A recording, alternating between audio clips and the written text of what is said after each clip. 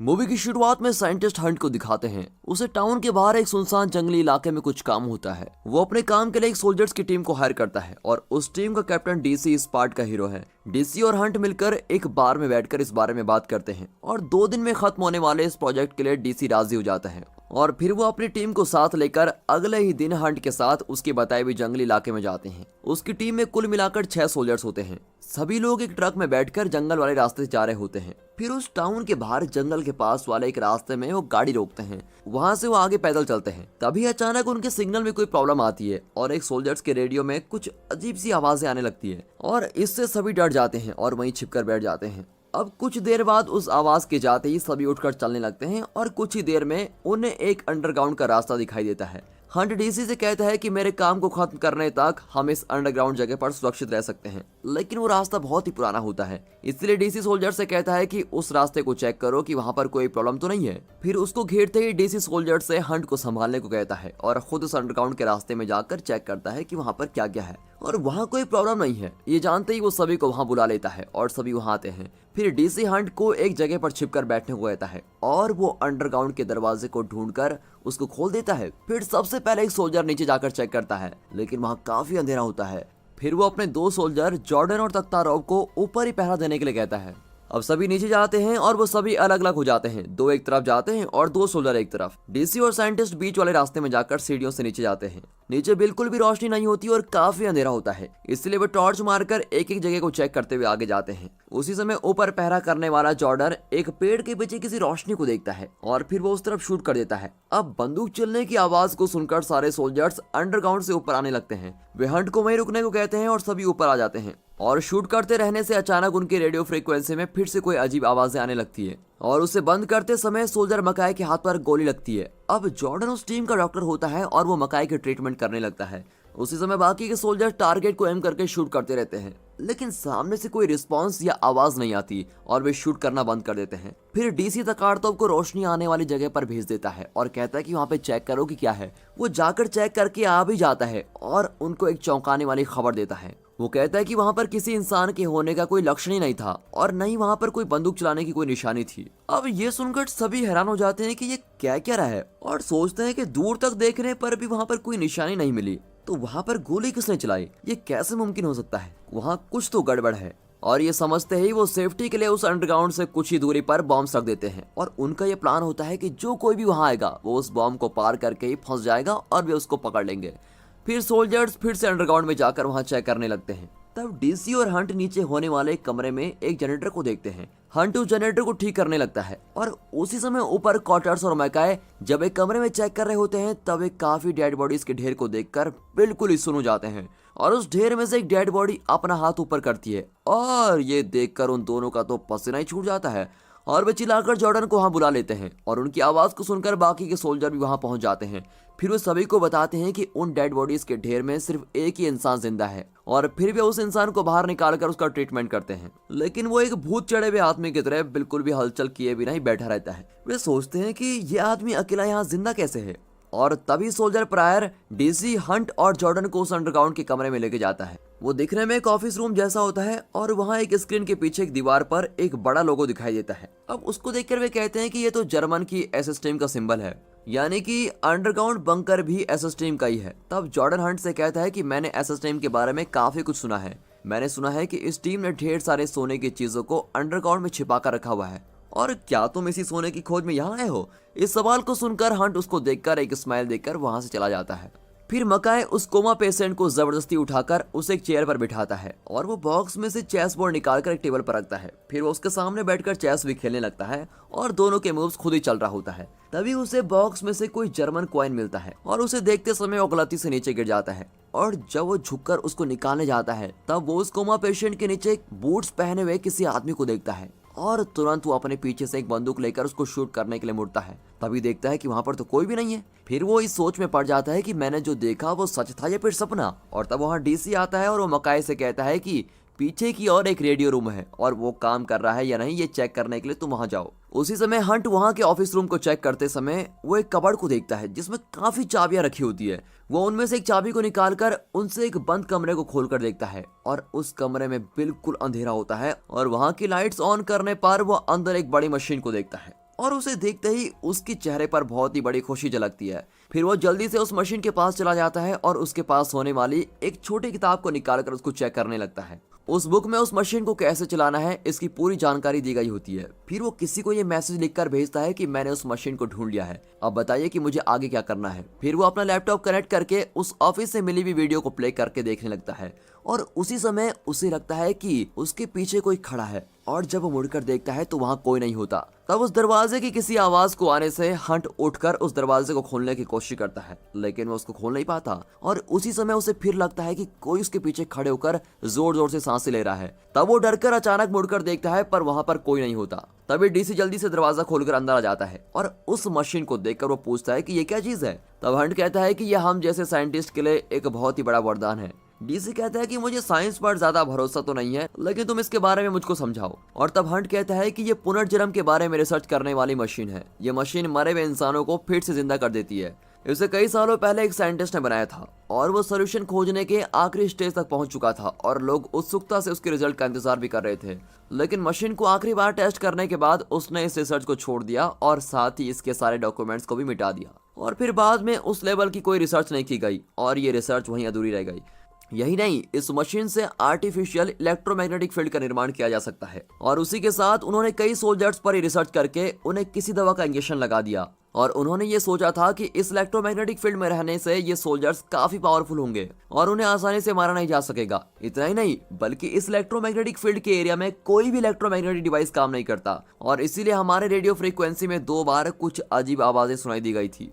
अब ये सभी बातें सुनकर डीसी कहता है कि मुझे इन सारी बातों पर कोई विश्वास नहीं है और वहां से चला जाता है। यहाँ जॉर्डन एक कमरे की तलाशी ले रहा होता है, तभी पास वाले बेसमेंट के कमरे से कोई आवाज आती है। उसे शक होता है और वो एक बंदूक के साथ आवाज आने वाले कमरे में जाता है। उस कमरे में डेड बॉडीज का ढेर पड़ा होता है और उस कमरे में लाइट बहुत ही डिम होती है। फिर जब वो आवाज आने वाली जगह पर मुड़कर देखता है तब उस रूम के कोने में एक डेड बॉडी अकेली बैठी होती है। तब जॉर्डन उससे पूछता है, तुम्हें क्या हुआ है, क्या तुम जिंदा हो? और तब उसके पीछे से कुछ अजीब आवाजें आती हैं और वो मुड़कर देखता है तो वहां पर कुछ भी नहीं होता। वो फिर से उस डेड बॉडी की तरफ मुड़कर देखता है, तब भी वहां कोई नहीं होता। उसे लगता है कि कोई उठकर उसके पीछे से भागकर आ रहा है और वो फिर मुड़कर देखता है, तब भी वहां कोई नहीं होता। अब इससे डरकर वो उस कमरे से भाग ही जाता है। फिर वो उस कमरे में जाता है जहाँ कोमा पेशेंट रखा हुआ होता है और इस बारे में वो सभी से बात करता है, लेकिन कोई भी उसको सीरियसली नहीं लेता और उसका मजाक उड़ाने लगते हैं। और फिर इससे गुस्सा होकर जॉर्डन बाहर चला जाता है। फिर मकाई रेडियो रूम में चेक करने जाता है और वो कोई बटन को प्रेस करता है। तब हर जगह जोर जोर से म्यूजिक बजने लगता है। वो म्यूजिक को बंद करने की कोशिश करता है लेकिन वो बंद ही नहीं होता और गुस्से में डीसी उसे चिल्लाकर म्यूजिक बंद करने को कहता है। तभी मकाई उस सिस्टम के प्लग को खींचकर निकाल देता है, लेकिन फिर भी म्यूजिक बंद ही नहीं होता। अब इससे वो बहुत ही चिढ़ जाता है और उसको चेक करता है। तब पता चलता है कि वो मशीन शॉर्ट होकर बिगड़ी हुई है। अब अंधेरा हो चुका होता है और अंडरग्राउंड के ऊपर पहरा करने वाले 2 सोल्जर्स आसपास वॉच कर रहे होते हैं और तब उन्हें आसमान में उड़ते हुए एक हेलीकॉप्टर की आवाज आती है और वॉर टैंकर्स की भी उनको आवाजें आती है। तब सभी सोल्जर्स वहां आकर अपनी पोजीशन पर खड़े हो जाते हैं। फिर उनके चारों ओर अचानक बिजली जैसा कुछ चमकने लगता है और वहां कुछ लोग खड़े होते हुए भी नजर आते हैं और सोल्जर्स उन्हें तेजी से शूट करना शुरू कर देते हैं और आवाज को सुनकर डीसी भी ऊपर आकर साथ ज्वाइन हो जाता है। लेकिन हंट बिना किसी टेंशन लिए उस मशीन को ठीक करने का काम ईमानदारी से कर रहा होता है और सोल्जर के शूट करते समय अचानक वहां पर तूफान आ जाता है और इससे लड़खड़ाकर सभी अपनी अपनी जगहों पर छिप जाते हैं। अब कुछ देर बाद तूफान चला जाता है और वो बिजली की रोशनी भी बंद हो जाती है और उसी समय वो नोट करते हैं कि उनमें से सोल्जर तख्ताराव गायब हो गया है और वो परेशान होकर सोचते हैं कि वो ऐसे कैसे गायब हो सकता है। तभी एक सोल्जर दूसरी तरफ भागकर देखता है तो उन्होंने जो बॉम्ब सेट किए थे उसके पास एक अजीब तरीके का डॉलर मिलता है और वो उसको लेकर डीसी के पास जाता है। वो कहता है कि बाहर से कोई अंदर नहीं आया और तख्ताराव भी वहां पर गया नहीं। फिर ये कैसे हो सकता है? और डीसी परेशान होकर नीचे आ जाता है। तब जॉर्डन उसके पीछे भागकर आकर कहता है कि मुझे तुम्हें एक जरूरी बात बतानी है। पहले जब मकाई के हाथ पर गोली लगी थी तब मैंने ही उसका इलाज करके गोली को बाहर निकाला था, लेकिन ये कोई बंदूक की गोली नहीं है और ये गोली दूर से नहीं बल्कि एकदम पास से चलाई गई है और अब उस सेफ्टी सर्कल से तख्ताराव का गायब होना भी एक पैरानॉर्मल एक्टिविटी है। यहाँ जरूर कोई बड़ी मुसीबत है। अब इस तरह वो बातें करते रहते हैं और इससे डीसी और भी ज्यादा परेशान हो जाता है और वो सीधे जाकर उस कोमा पेशेंट को खींच कर ले आता है और फिर उसको एक सोफे पर बिठा देता है और फिर बड़े गुस्से में कहता है कि इसी से ये सारी प्रॉब्लम शुरू हुई है और उसको बंदूक दिखाता है। तब वो अपनी आंखों की मूवमेंट से डीसी को देखता है और ये सीन बहुत ही डरावना दिखाई देता है। फिर डीसी उसको वहीं छोड़ देता है और हंट के पास जाकर कहता है कि यहाँ चलने वाली बातें बिल्कुल भी नॉर्मल नहीं लग रही हैं। मेरी टीम ने अब तक ऐसी अमानवीय चीजों को अनुभव नहीं किया है। और तब हंट वहां से मिली हुई एक वीडियो को प्ले करके दिखाता है और उस वीडियो में देखते हैं कि उस जगह को युद्ध के समय किसी रिसर्च के लिए इस्तेमाल किया गया था और युद्ध में जीतने के लिए सोल्जर्स को कुछ अलग तरीके के ट्रीटमेंट्स देकर उन्हें सुपर पावरफुल बनाया गया था और उन्हें युद्ध में शामिल भी किया गया था। अब ये सब देखकर डीसी को विश्वास ही नहीं होता और वो चौंक कर बैठा रहता है। फिर वो कहता है कि हमें ऐसे प्रोजेक्ट पर काम नहीं करना चाहिए और अब हम सब यहाँ से निकल रहे हैं। तब हंट कहता है कि तुम लोग इतनी आसानी से मुझे छोड़कर नहीं जा सकते। मैंने इस मशीन के बारे में मैसेज भेज दिया है। दूसरी टीम यहाँ पहुंचने वाली है और उनके आने तक तुम लोगों को यहीं पर रुकना होगा। और जब से तुम इस प्रोजेक्ट में शामिल हुए हो तब से तुम्हारी फैमिली पर भी नजर रखी गई है और अगर तुम लोग बीच में यहाँ से छोड़कर चले जाओगे तो तुम्हारी फैमिली खतरे में पड़ सकती है। और ये सुनकर डीसी बहुत ही गुस्से में आकर हंट को मारने लगता है। तब हंट कहता है कि इस मुसीबत में सिर्फ तुम लोग नहीं बल्कि मैं भी फंस गया हूँ और मेरी भी यही हालत है और जैसे सेकंड टीम पहुंच जाएगी तो तुम लोग जा सकते हो। तब इस जंगल में से तख्तारोव की आवाज आने लगती है। उसे कोई परेशान करके बहुत ही टॉर्चर कर रहा होता है और उसके चिल्लाने की आवाज आती रहती है और इससे बाकी के सोल्जर्स बिल्कुल ही हैरान होकर खड़े रहते हैं लेकिन वे कुछ नहीं कर पाते और वहीं शांति से इंतजार कर रहे होते हैं। फिर उसके चीखने की आवाज बंद होती है और सब समझ लेते हैं कि वो मर चुका है। तब सोल्जर व्योचेकी अकेला बैठा होता है और उसके पीछे से मिट्टी से एक हाथ बाहर आता है और उसके मुंह को बंद कर देता है और सामने से कोई दूसरा शख्स आकर उसको चाकू से मार देता है। लगता है तख्तारोव भी इसी तरह से गायब हुआ था। अब अगले दिन सुबह होते ही जॉर्डन अपनी आंखें खोलकर देखता है तब हैरान होकर जोर से चिल्लाता है। वे मरे हुए दोनों सोल्जर्स को अंडरग्राउंड के बाहर खड़े रखे हुए देखकर बहुत ही ज्यादा शॉक हो जाता है। तब मकाई कहता है कि शायद इसके जरिए वो हमको कोई मैसेज देना चाहते हैं। शायद वो ये कहना चाहते हैं कि ये जगह उनकी है और यहाँ आने वाले लोगों की यही हालत होगी। और फिर गुस्से में आकर डीसी वहां से निकलने का फैसला लेता है लेकिन हंट कहता है कि इससे हम सभी को आगे प्रॉब्लम होने वाली है। और तब डीसी उसे अपनी बंदूक देकर कहता है इसे सेफ्टी के लिए रख लो और तुम यहाँ अपना काम कर लो, हम सब निकल रहे हैं। ये कहकर वो सभी सोल्जर्स को निकलने के लिए रेडी होने को कहता है और अब हंट के पास भी कोई ऑप्शन नहीं होता और वो अपना काम जारी रखता है। फिर जब डीसी बाहर की तरफ चलने लगता है तब अचानक लाइट्स बंद हो जाती हैं और उसके पास में कोई खड़ा होकर लंबी सांस लेने लगता है। फिर लाइट्स ऑन हो जाने पर डीसी मुड़कर देखता है तो वहां पर कोई भी नहीं होता और फिर डीसी हंट के मोबाइल को उठाने के लिए कॉटर्स को उसके पास भेजता है। हंट मशीन पर काम कर रहा होता है तभी कॉटर्स उससे मोबाइल मांगता है और हंट जब मुड़कर देखता है तो वो कॉटर्स के पीछे कुछ देखकर बिल्कुल ही शॉक हो जाता है और उसके एक्सप्रेशन को देखकर कॉटर्स बिल्कुल सतर्क होने लगता है लेकिन तब तक वो ज़ॉम्बी उसको पकड़कर दीवार पर मार देता है। अब उसको देखकर हंट बहुत ही ज्यादा डर जाता है और वो अपनी बंदूक से उसको मारने की कोशिश करता है लेकिन वो ज़ॉम्बी मरे भी नहीं वहां खड़ा रहता है और उसकी बंदूक की आवाज को सुनकर सभी सोल्जर्स वहां पहुंच जाते हैं और जब सभी उसको शूट करने लगते हैं तब वो ज़ॉम्बी वहां से गायब हो जाता है और इसे सभी लोग कंफ्यूज हो जाते हैं कि ये कैसे हो सकता है। तब हंट उन्हें उस एक्सपेरिमेंट की वीडियो प्ले करके बताता है और जब सब उस वीडियो को देख रहे होते हैं और तब प्रायर अपने कमरे में जाता है और एक कपड़े में 5 नंबर लिखकर बाहर उन ज़ॉम्बीज़ को दिखने जैसी जगह पर उसको लगा देता है। और यहाँ वीडियो देखते समय मकाई हंट से पूछता है कि वो हमसे चाहते क्या है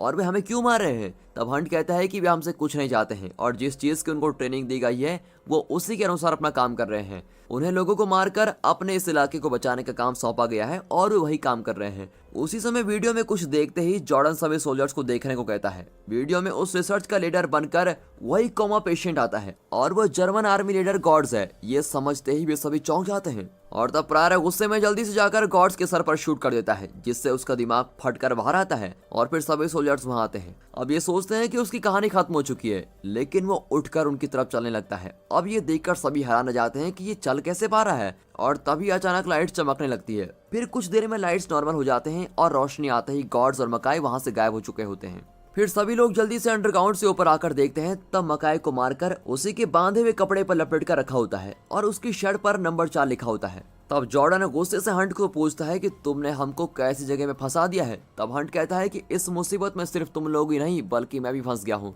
जॉर्डन पूछता है कि क्या इससे बचने का कोई रास्ता है और तब हंट उनको उस मशीन रूम में ले जाकर कुछ जानकारी देता है। वो कहता है अगर ये मशीन ने काम करना शुरू कर दिया तो हम इनको फ्रीज कर सकते हैं लेकिन इसके लिए उनका यहाँ से 20 फीट की दूरी पर होना बेहद जरूरी है। हमें उन्हें ट्रैप करके इतनी दूर पर लाकर खड़ा करना होगा और फिर इस मशीन को एक्टिवेट करने पर ही इसमें से जो वाइब्रेशन निकलेगी उससे उनको हम फ्रीज कर सकते हैं। वे पूछते हैं कि इसके लिए कितना समय लगेगा। तब हंट कहता है कि इस मशीन को ऐसे बनाया गया है कि 3 लोग इसको चला सके लेकिन मैं इस पर अकेला काम कर रहा हूँ तो मुझको टाइम लगेगा, इसीलिए तब तक आप सभी को सब्र करना होगा। अब वो सभी सोल्जर्स उन न दिखने वाले चीजों को फंसाने के लिए एक बढ़िया प्लान बनाते हैं। अब हंट लगातार उस मशीन पर काम कर रहा होता है। फिर रात को काफी अंधेरा हो जाता है और सभी सोल्जर्स अंडरग्राउंड के ऊपर पहरा कर रहे होते हैं।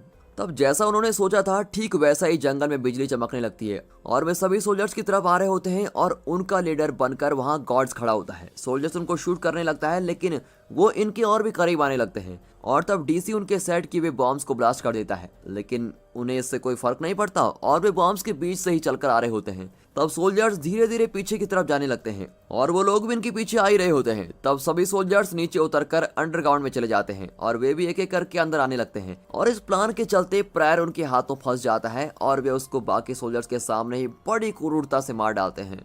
अब सिर्फ डीसी और जॉर्डन ही बचे हुए हैं और वे ज़ॉम्बीज उस मशीन रूम के पास आते हैं और हंट उस मशीन को ठीक करके ऑन कर देता है और उसमें से हाई वाइब्रेशन निकलने लगते हैं और उन ज़ॉम्बीज पर लगने से वो बेहोश होकर गिर जाते हैं।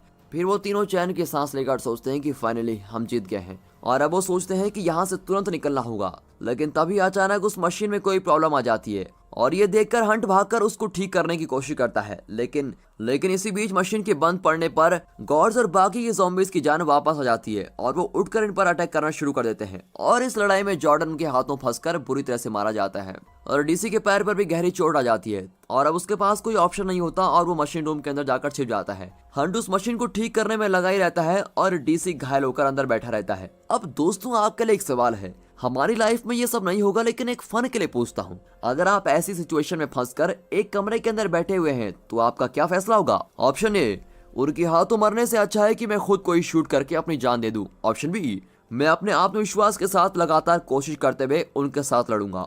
ऑप्शन सी, मैं उनसे कहूंगा कि मैं तुम्हारी टीम को ज्वाइन कर रहा हूँ और ये कहकर बच जाऊंगा। ऑप्शन डी, आपका कोई अलग ही फैसला है तो कमेंट करके उसको जरूर बताइएगा। अब कहानी में जाते हैं।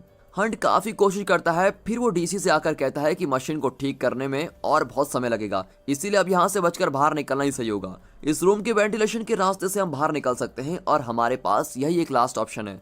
तब डीसी कहता है कि मुझे इस स्थिति में तुम्हारे साथ आना मुश्किल लग रहा है, इसलिए तुम चले जाओ और मैं इनको संभाल लूंगा। फिर हंट धीरे धीरे रेंगते हुए उस वेंटिलेशन के रास्ते से आगे जाने लगता है और उसी समय डीसी दरवाजा खोलकर बाहर निकलता है और उनसे लड़ने लगता है, लेकिन कुछ समय बाद ही वो उनके हाथों फंसकर बुरी तरह से अपनी जान गंवा देता है। अब हंट रेंगते हुए जाकर उस वेंटिलेशन के दूसरे एंड तक पहुंच जाता है और बड़ी मेहनत से उसके दरवाजे को खोलकर वो बाहर कूद जाता है और तब वो देखता है कि वो उस डेड बॉडी के ढेर को रखे हुए कमरे में आ पहुंचा है और बाहर गॉड्स यूनिफॉर्म पहनकर अपनी टीम के साथ उसका इंतजार कर रहा होता है। फिर अगले सीन में दिखाते हैं कि सोल्जर्स की दूसरी टीम उस अंडरग्राउंड में पहुंच जाती है और वे उस डेड बॉडीज के रूम में जाकर देखते हैं कि उनमें से एक डेड बॉडी जिंदा है और बाहर खड़े हुए ज़ॉम्बीज को दिखाते हुए ये मूवी यहाँ पर खत्म होती है और इसके आगे क्या हुआ इसे हम मूवी के सेकंड पार्ट में देखेंगे।